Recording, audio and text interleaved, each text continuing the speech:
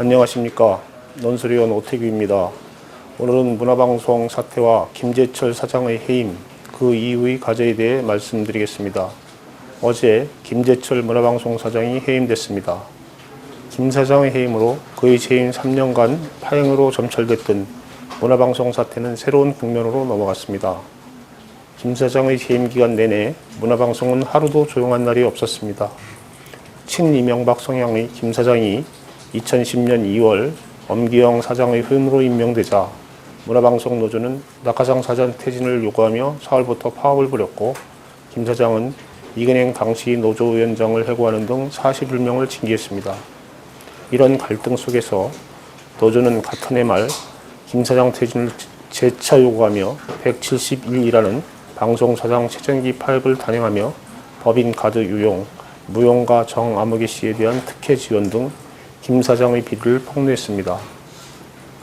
김 사장도 추가 해고 및 징계, 노조의 업무와 관련 없는 부서 발령, 노조를 상대로 한 195억 원 손해배상 청구로 맞불을 놓았습니다.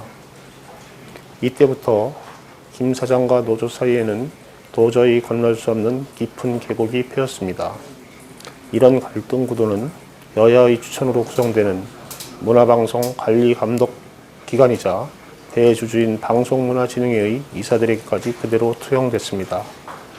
이후 야당 이사들은 김 사장을 방송 공정성 훼손, 비리 의혹 등의 이유로 세 차례나 해임 결의안을 냈고, 다수를 차지하는 여당 쪽 이사들은 번번이 야당의 주장을 묵살했습니다.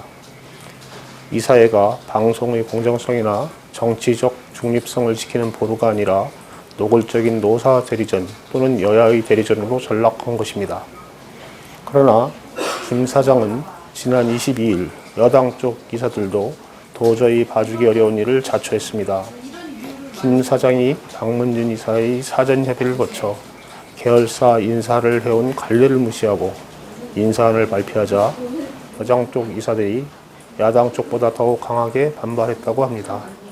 그동안 온갖 비난을 감수하면서 방패막이가 돼줬더니 이렇게 우리를 무시할 수 있느냐고 화가 단단히 난 것입니다.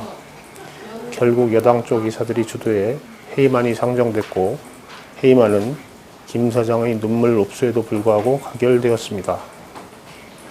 막판에 여당 쪽 이사들이 마음을 바꿨다는 이야기도 나왔으나 여당 쪽 이사 2명이 해임안 찬성에 가세하면서 해임안이 5대4로 아슬아슬하게 통과되었습니다. 1988년 박문진이 생긴 지 사장이 해임된 건 처음이라니 여권 이사들조차 얼마나 김 사장에 대해 소가리를 해왔는지 짐작할 수 있을 것 같습니다. 그동안에는 여권 이사들이 권력의 압력에 못 이겨 낙하산 사장을 억지로 보호해오다 정권 교체기 허술한 틈을 타 알터미를 빼버린 것이라고 해석할 수도 있습니다. 실제 이번 일을 맡아 박정희 정부 쪽에서, 박근혜 정부 쪽에서는 이명박 정부 때와 같은 노골적 개입은 없었다고 합니다.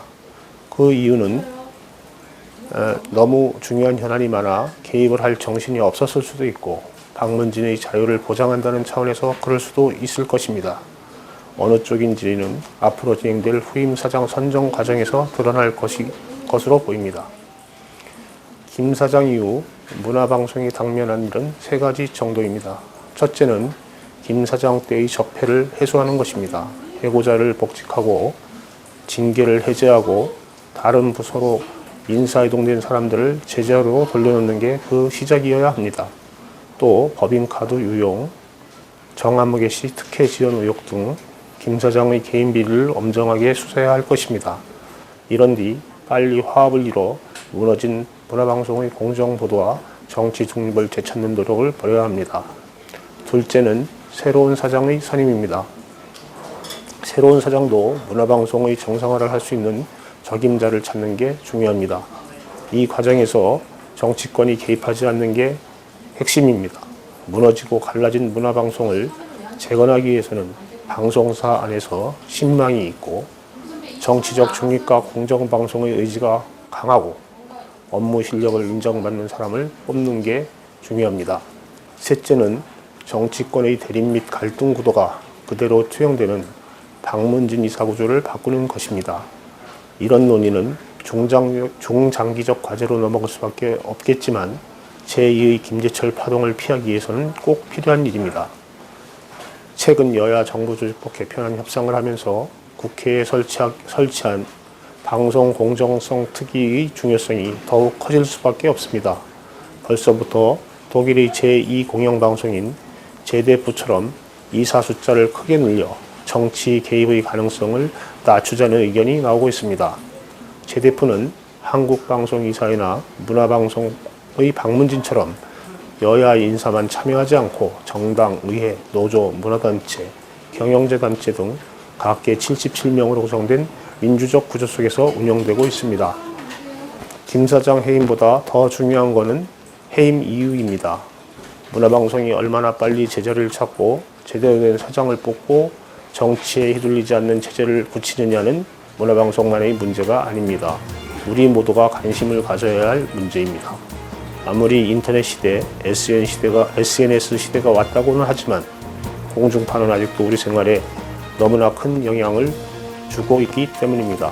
감사합니다.